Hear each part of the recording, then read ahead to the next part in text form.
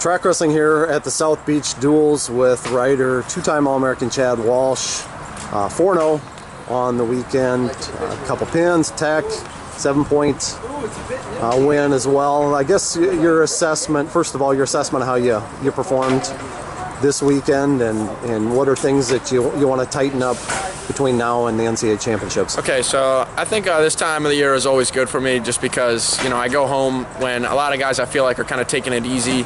I get to train with my older brother, and I get to spend some time kind of shifting up my training a little bit and working on stuff that I can't typically work on in the rider room, just because my brother brings that kind of dynamic, so I always thank him for that.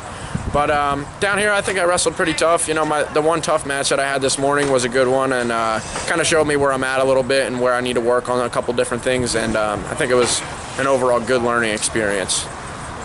Let's go with that a little bit. Your style, and similar to how your brother wrestles, I think a little bit from my vantage point. How would you describe what you do and how you've crafted that style? So I think in high school, I always like to look back on myself of how I never really worked on the basics too much, and I kind of would go out there and just really find ways to win and try crazy stuff and not really have any fundamentals that really I could trust. So I think since I got to college, it's really been about really working on my stance, working on the simple things, just getting in on the leg, sprawling, just finding ways to score. And the cool part about it is that I've been able to use some of that funky stuff that I learned in high school and that I, found ways to win with way back when, and I can still use it now today, reaching back or throwing headlocks or doing that kind of stuff that I still trust, but at the same time, tuning down the things that are really going to take me to win big matches.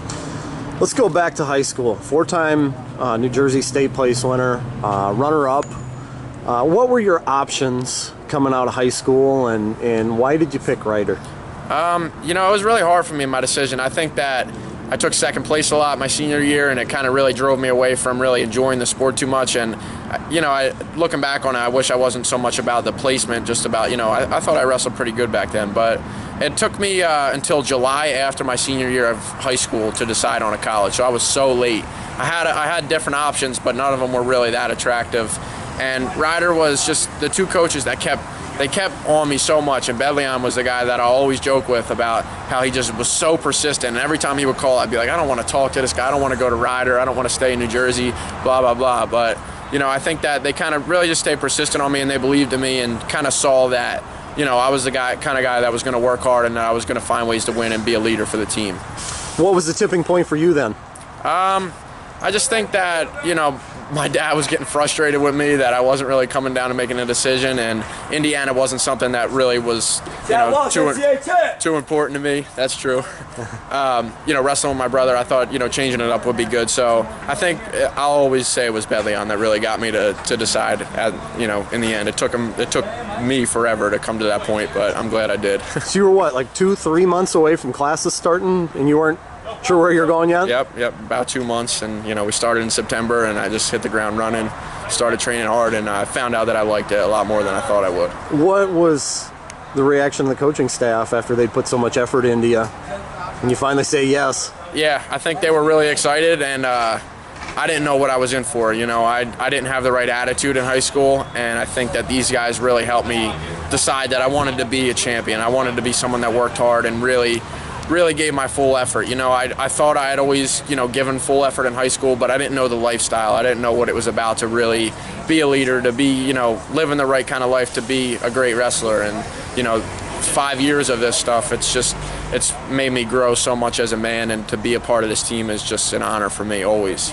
When you talk about figuring that stuff out, where was the turning point in there? What happened?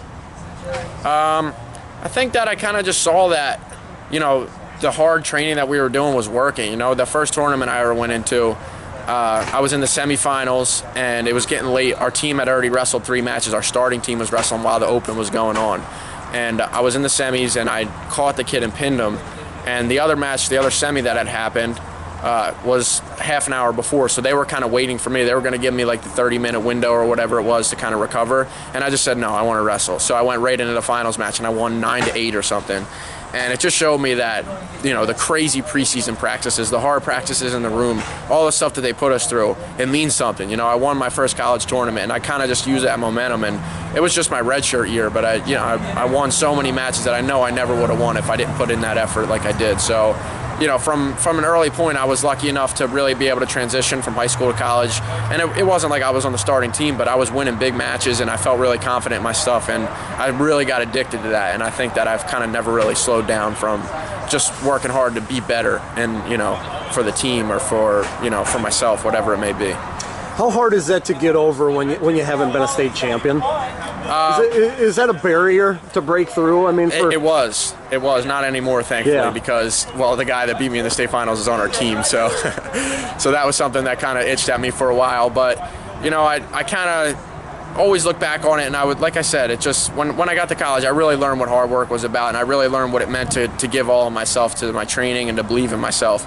I think back then I was kind of just hoping and just, I think if I would have won states, I would have been surprised, Nowadays, I kind of look, to try to train to where I'm in the national finals and I'm not surprised. I feel like I should be there, and I feel like I should be beating the guys that, that everyone thinks is going to win it, but I want to be the guy winning it. And, we had you for a 7 minutes interview a year ago, and one of the questions we've added since is, what advice, if you could go back, what advice would you give your 15-year-old self?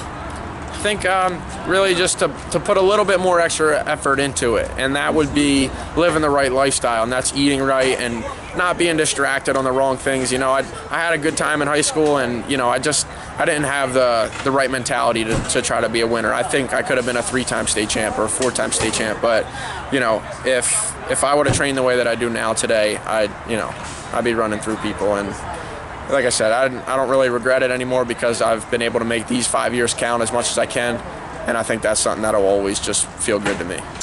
Coach Hange said yesterday that when it came time to decide whether to go to Midlands or come here to the South Beach Duels, that he asked you because you had been so close to winning a Midlands title. Right. And he said to you, without hesitation, said, let's go to South Beach. Yeah. Why so? I have been through so many battles at Midlands, and I loved it and enjoyed that tournament, and it just kind of came to a point where I was like, I think I can win it, I know I can win it, whatever, but I want to change it up. This is our last year, and I love fishing, I love the warm weather, and I just wanted to kind of have more of like a thing where we can enjoy the whole team. I feel like when I go out there, I kind of get separated from my teammates, and then I'm like, in tunnel vision just trying to win the tournament, and I never really got to hang out with my team too much out there. So to be able to kind of cap it off down here, I was fine with that. I wanted to change it up, and I felt good about that. I don't know how guys like, I guess it was Joe Williams, he wrestled in 30 Midlands tournaments or something. That's badass to me. I don't know if I could do that. That's got to be pretty cool, though, that your coach thinks that highly of you to put that question on the table. Yeah. I actually saw the interview that Hange gave, and he gives me so much props, and I try to be humble about it, but he really he's been such a leader for us, and has really transitioned well with Coach Taylor leaving.